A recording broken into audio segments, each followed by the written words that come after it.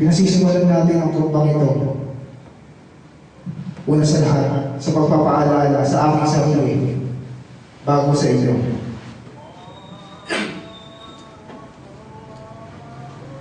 Ang topic ng turbang ito ay tungkol sa dalawang bagay. Ang una ay sa takwa, ang pangalawa ay sa tawba. Sinabi ng Allah, o kayo mga mananampalataya, matakot kayo kay Allah ng ganap na pagkatakot at huwag niyong hayaan na dadlan kayo ng kamatayan maliban kayo ay tunay ng mga Muslim. Sinabi ng Allah, ya ayyuhalladhina amanu, o kayo mga mananampalataya, matakot kayo ng ganap na pagkatakot at huwag niyong hayaan na kayo ay magkasala kay Allah at palagihan kayo magsabi ng katotohanan. Sinabi ni Allah, ya ayyuhalladhina amanu taqullah. Paulit-ulit sinabi sa Quran ang salitang takwa. Tuwing Jumaa, sinasabi ang takwa. Mahigit 200 beses sinabi sa Quran ang salitang takwa. O kayo mga mananampalataya. Ano ba ang mananampalataya? Ang mga Muslim. Ang Muslim ay ang sumusuko at tumatalima sa ipinag-uutos ni Allah subhanahu wa ta'ala. Gusto kong tanungin muna natin ang sarili natin ngayon, kung tayo ba ay tunay na Muslim. Kung tayo ba ay sumusuko kay Allah. Kung tayo ba ay ginagawa ang kanyang ipinag-uutos. Ano ba ang takwa? Bakit ito ay pinaulit-ulit sa atin? Ang takwa ay ang pag-alaala kay Allah. Kahit nasaan ka man nandun. Yung panahon ni Hatim al-Asad, rahimahullah. Yung Sheikh, isang estudyante pa lamang, ang sabi ng Sheikh sa kanyang mga kamag-aral, yan si Hatim al-Asad ay naiiba sa inyong lahat. Sabi ng mga estudyante, ya Sheikh, ano po bang special na meron siya? Ano po bang meron siya na wala kami? Ang sabi ng Sheikh, patutunayan mo sa inyo na naiiba siya sa inyo. Kumuha ng buhay na manok ang Sheikh. Lahat sila binagyan tigil-isa. Ang sabi ng Sheikh, pag uwi niyo sa bahay niyo, katayin na yan sa oras na kayo nag-iisa. Sa oras na wala kayong kasama. Sa oras na wala nakakita sa inyo. Kinabukasan, lahat sila pinatay. Lahat sila nagkatay. Maliban kay Hatim al-Asad. Sabi ng Sheikh, bakit hindi mo pinatay? Sabi ni Hatim al-Asad, rahimahullah, ya Sheikh, ang sabi mo sa akin, katayin ko sa oras na ako'y nag-iisa, sa oras na walang nakakakita. Palagihan kong kasama si Allah, palagihan akong nakikita niyo. Yan ang takwa. Yan ang takwa. Palagihan kong naiisip si Allah subhanahu wa ta'ala. Marami sa atin ngayon, gumagawa ng kasalanan, hindi nila naiisip na nakikita sila ni Allah subhanahu wa ta'ala. O wala na talaga silang pakialam. Mga kapatid, una kong pinapaalalahan ng aking sarili bago kayo. Kapag ang tao wala nang pakialam sa ginagawa nilang kasalanan, maliit man o malaki, maliit man o malaki ang kasalanan, hindi nag-guilty sa kanilang ginagawang kasalanan. Basta nasa isipan nila, sinasamba nila si Allah. Basta nasa isip lamang nila, hindi sila nagtatampal kay Allah. Yan ay gawain ng syaitan. May problema na ang puso mo kung hindi ka nag-guilty sa ginagawa mong kasalanan. Ang importante lang sa iyo, sinasamba mo siya, ngunit hindi mo siya sinusunod. Kinampihan mo na si syaitan. Bakit? Si Shaitan, kailanman hindi nagtambal kay Allah. Kailanman kinikilala sa Allah subhanahu wa ta'ala. Ngunit bakit siya papasok sa impyerno? At panghabang buhay siya doon? Dahil sa disobedience, ang pagsubay sa utusan ng Allah subhanahu wa ta'ala.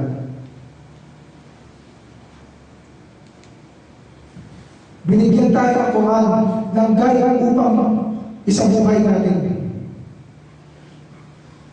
Sabi ng Allah subhanahu wa ta'ala, anuman ang inyong problema, ang sagot ay takwa.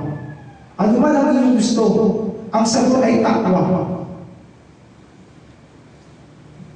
Problema sa pera, problema sa pamilya, problema sa trabaho, o kahit anumang problema nyo, ang sagot ay takwa. Sa Surah Al-Alaq, sinabi ng Allah subhanahu wa ta'ala, qala subhanahu wa man yattaqillaha yaj'al lahu makhraja wa yarzuquhu min haythu la yahtasib wa man yatawakkal 'ala Allah fa huwa hasbuh. Sabi ng Allah, kapag ikaw ay may problema, fear me, matakot ka sa akin, obey me, be conscious to me, isipin mo ko, at gagawa ko ng daan yung problema mo.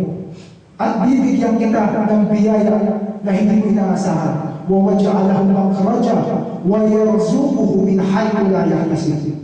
Bibigyan kita ng biyaya na hindi mo inaasahan. Sino man ang may takot sa akin, ay bibigyan ko siya ng daan palabas sa kanyang problema. Kung itong masjid na to, wala tayong pintuan, sabi ng Allah, isipin mo ako, matakot ka sa akin, bibigyan kita ng daan palabas sa iyong problema. At bibigyan kita ng biyaya na hindi mo inaasahan. At sino man ang magtiwala sa akin, ay nakakasapat na ako para sa kanya. وَمَنْ يَتَوَكَّلْ عَلَى اللَّهِ فَهُوَ حَسْبُهُ. Ngunit bago niya sinabi yan, matakot ka muna sa kanya. Sundin mo muna siya. Sundin mo muna ang kanyang ipinag-uutos. Marami sa atin, katulad ng dala ng kahirapan, gumagawa ng ipinagbabawal, nagtatrabaho sa ipinagbabawal, nakakalimutan na natin na si Allah ang Ar-Razzaq, the sustainer. Nakalimutan natin magtiwala sa Kanya. Ginagawa natin ang mga bawal dahil sa kagipitan, dahil sa akala natin ito ay tama.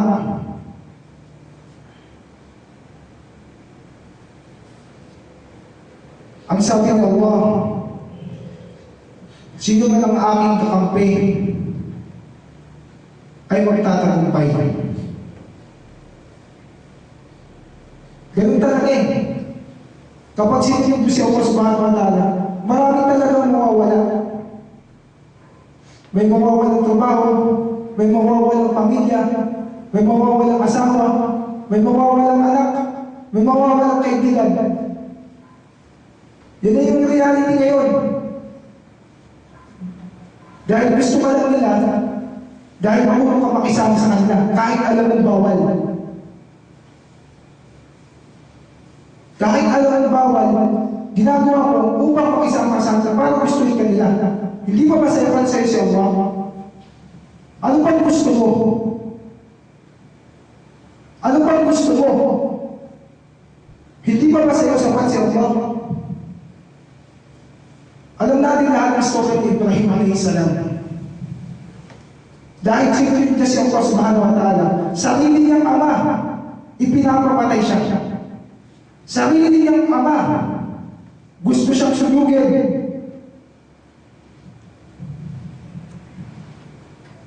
Yung siya kinakuha sa napakalaking apoy, nagpakita sa kanya si Angel Gabriel. Ano sabi ng Angel Gabriel? O Ibrahim, do you need any help? Kailangan mo ba ng tulong? Sabihin mo kung kailangan mo ng tulong. Ano sabi ng Ibrahim? From you, no. But from Allah, yes. Wala siyang pakailangan kahit kanino. Ang gusto lang niya si Allah tumulong sa kanya. Si Allah ang kaibigan niya. Kahit ang sarili niya ama, tinalikuran niya para lang kay Allah. Hindi na bago sa atin ito. Marami sa atin ang balik Islam nagsasabi dahil sila ay Muslim. Iniwan sila ng ganito. Nauna na si Abraham. Sarili niya ama, pinapapatay siya. Gusto ko basahin sa iyo ang Surah Al-Yunus. Ano sabi ni Allah sa kanyang mga kaibigan? A'udhu billahi minash shaitanir rajim. Ala inna awliya Allahi la khawfun 'alayhim wa la hum yahzanun. Alladhina amanu wa qalu yattaqun. Lahumul bushra fil hayatid dunya wa fil akhirah. La tabdila likalimatillah, dhalika huwal fawzul 'azim. Sabi ng Allah sa kanyang mga kaibigan, wala lang pagdududa. Tunay na ang kaibigan ni Allah. Sino itong mga to? Those who believe in the oneness of Allah. Sino man ang naniniwala sa kaisahan ng Allah subhanahu wa ta'ala at nagtatakot magkasala sa Kanya, gumagawa ng kabutihan, umiiwas sa ipinagbabawal. Ang sabi ng Allah, wala nang pagkatakot, wala nang pagkalumbay. At inulit ulit ni Allah, sumunod na aya, sino man ang naniniwala kay Allah, sino man ang umiiwas sa ipinagbabawal, sino man ang gumagawa ng mabuti, ano sabi ng Allah, ay magkakaroon siya ng biyaya sa mundong ito, maging sa kabilang buhay. Tunay na ang salita ni Allah ay walang makapagbabago. Ito ang tunay na tagumpay. Sabi ng Allah, tunay na ang tagumpay ay ang gumagawa ng mabuti at nangingilag magkasala sa Kanya. Sinabi ni Ibn Mas'ud radhiyallahu anhu, isa sa pinakamatinding pinakamatinding kasalanan na magagawa ng isang mananampalataya ay ang palalahanan mo ang iyong kapatid at sasabihin ng iyong kapatid, huwag mo kong pakialaman. Pag sinabi mo sa iyong kapatid, matakot ka kayo mo, sasabihin sa iyong kapatid, huwag mo kong pakialaman. Pakialaman mo ang iyong sarili. Ang sabi ni Ibn Mas'ud radhiyallahu anhu, isa to sa pinakamalaking kasalanan na magagawa natin. Sinabi ng Propeta Muhammad sallallahu alaihi wasallam, Wallahi, meron sa aking ummah, pagdating ng araw ng paghukom, napakaraming gawang mabuti, madaming gawang hasana, nag-ibada, nagsala, nagsadaka, nag-ayuno, nakipaglaban para kay Allah subhanahu wa ta'ala. Ang lahat ng klaseng ibada ginawa niya. Ngunit pagdating sa araw ng paghukom, gagawin na ang alikabok ni Allah ang kanyang mabuting gawa. Bakit? Dahil sa oras na siya nag-iisa, wala siyang takwa. Wala siyang takot kay Allah subhanahu wa ta'ala. Wala siyang pakialam. Kahit nakikita siya ng Allah. Sayang ang gawa niyang mabuti.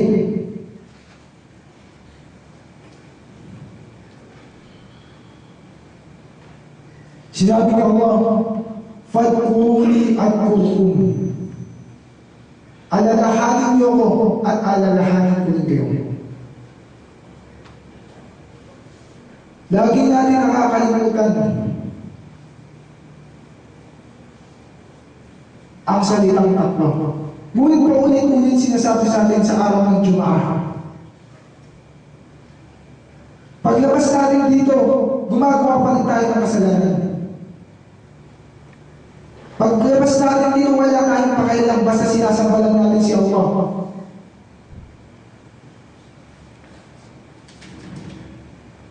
Mga kapatid, huwag tayo mabuhay sa mga ipinagbabawal ng Allah. Mas mabuti pang mamatay na tayo ng maaga habang tayo sumusunod kay Allah kaysa mabuhay tayo ng mahabang panahon na sumusuway sa Kanya.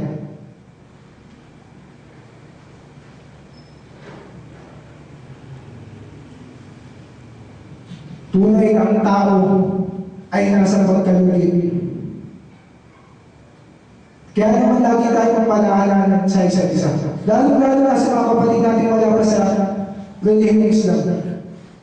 Iligtas natin sila. Paalalahanan natin na sila ay matakot kay Allah Subhanahu wa Ta'ala.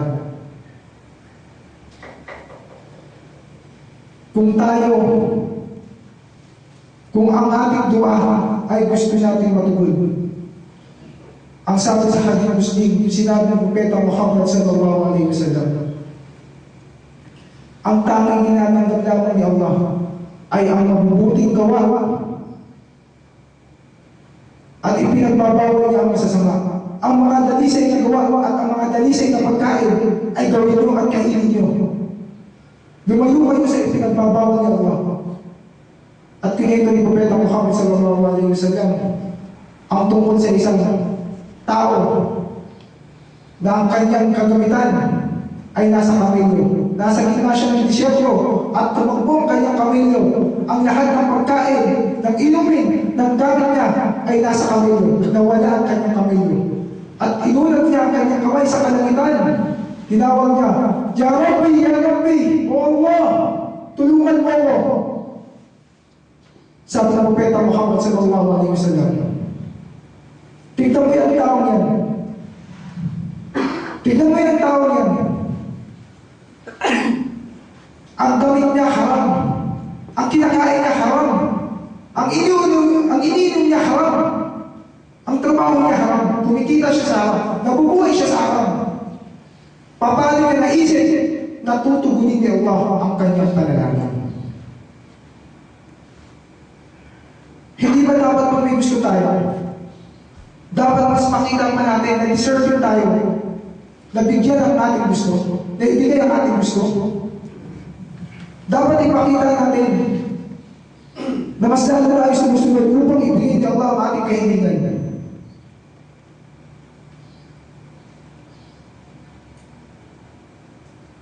Mga kapatid, gusto ko paalalahan ng aking sarili, pati kayo.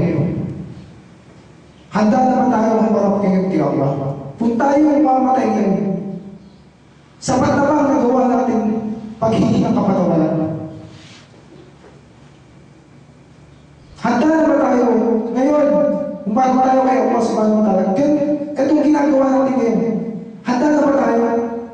Mga kapatid, hindi po madali pumasok ng paraiso. Ginawa ni Allah ang buhay at kamatayan upang subukin tayo kung sino sa atin ang mabuti sa gawa. Nakakalungkot isipin na ang tao ngayon hindi nangungunahan sa paggawa ng mabuti, bagkus naghihilahan sa paggawa ng masama. Nagpapayabangan pa tayo sa paggawa ng masama. Kung sino pang masama, sila pa ang sikat. Naway hindi po tayo mapabilang sa mga datang gawain. وَقُلُوا قَوْلَ هَذَا وَاسْتَغْفِرُ لَهُ لِي وَلَكُمْ وَلِسَائِرِ الْمُسْلِمِينَ وَلِذَنبِهِمْ فَاسْتَغْفِرُوا اللَّهَ إِنَّهُ هُوَ الْغَفُورُ الرَّحِيمُ.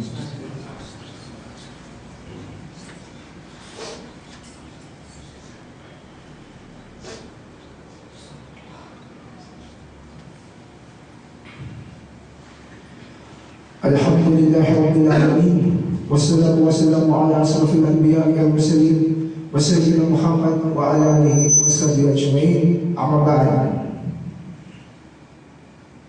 ang lahat tayo dito ay nagkakasala. Ang lahat tayo dito ay paulit-ulit ginagawa ang kasalanan. Ngunit ang mabuti, ang mainam sa nagkakasala ay nagbabalik loob kay Allah at humihiling sa Kanya ng kapatawaran at nangangako na hindi na ito uulitin. Lalayuan mo ang mga gawain ng masama. Kung ikaw umiinom dati, layuan mo na ito ngayon. Kung ikaw ay nagsusubad dati, layuan mo ito ngayon. Sayang ang gawa mo mabuti kung ikaw ay walang takwa. Kahit 1,000 beses tayo magsala, dahil pa rin yan ng isang sala ng taong may takwa. Espesyal sila sa paningin ng Allah subhanahu wa ta'ala.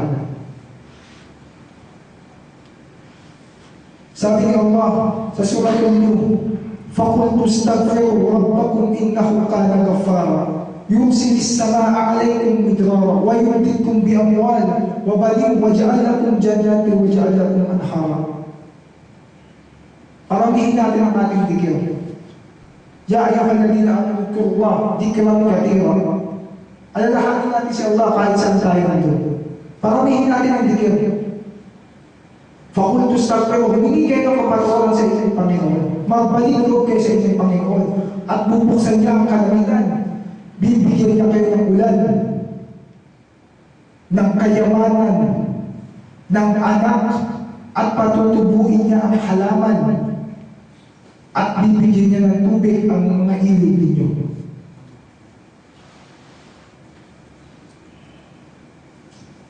Meron isang sheikh, lumapit sa kanya ang mga tao. Iba-ibang problema. Ya sheikh, gusto kong umulan. Sabi ng sheikh, mag-stick from ka. Humingi ka ng kapatawaran.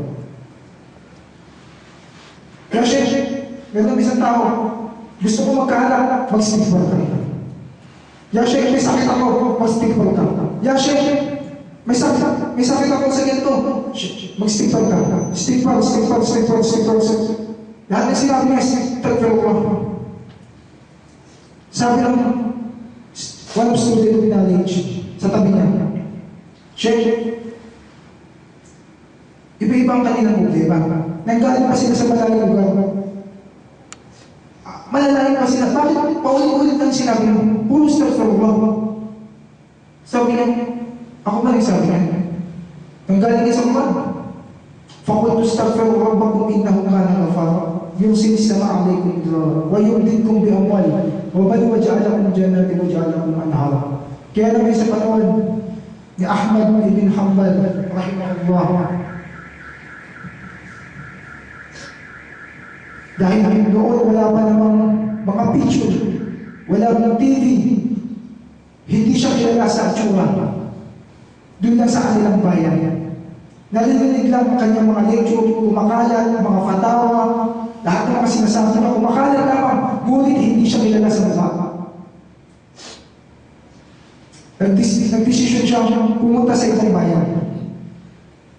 Dahil wala pa namang mga hotel noon, walang paupahan, gabi na, nag-isip siya at nakapag-decide na matulog muna sa masjid dahil gabi na. Sabi naman niya, sheikh, dito mula ako mapapahinga, pwede ba? Ang sabi sa kanya ng tao, nabatay ng masjid, sheikh, bawal dito. Sabi niya, dahil hindi siya kilala, hindi niya sinabi na siya si Ahmad ibn Hanbal. Hindi niya sinabi ako si Ahmad ibn Hanbal.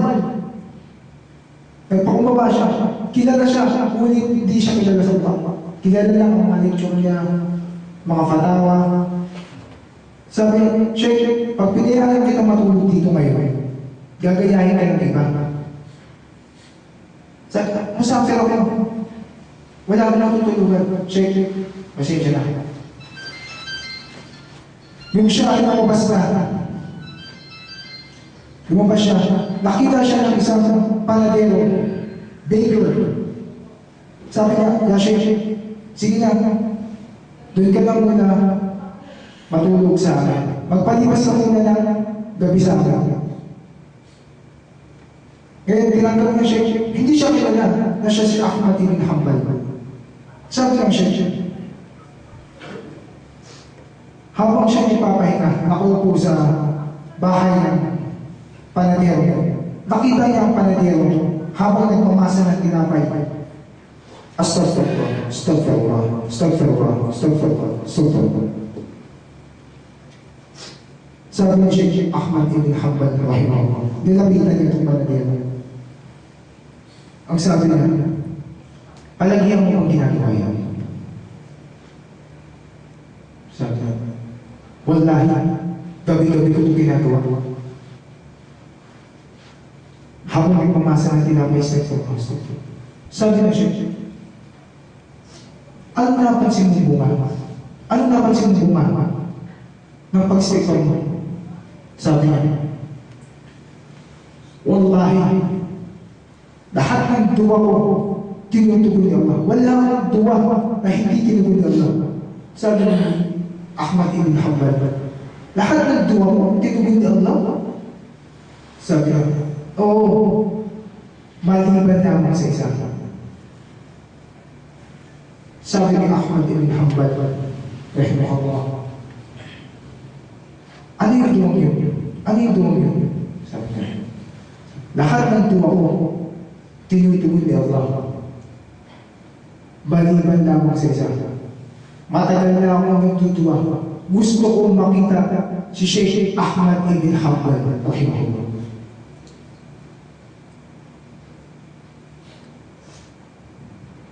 Sabi ni Sheikh, Subhanallah.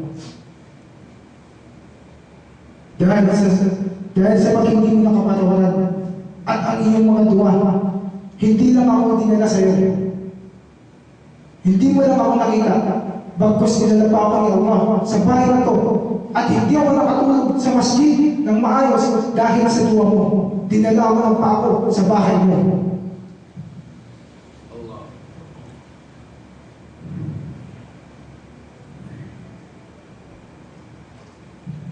Sumubalik mo tayo sa ating Panginoon upang tugunin ni Allah ang ating mga duwa.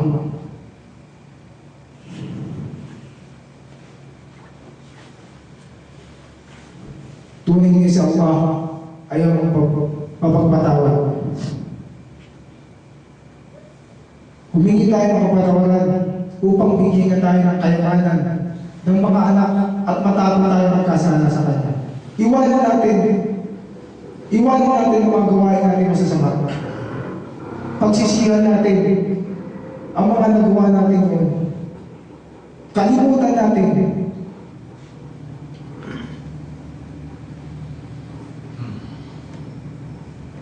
إن الله وملائكته يصلون على النبي يا أيها الذين آمنوا صلوا عليه وسلموا تسليما اللهم صل على محمد وعلى آل محمد كما صليت على إبراهيم وعلى آل إبراهيم إنك حميد مجيد اللهم بارك على محمد وعلى آل محمد كما باركت على إبراهيم وعلى آل إبراهيم إنك حميد مجيد وقال ربكم ادعوني أستجب لكم.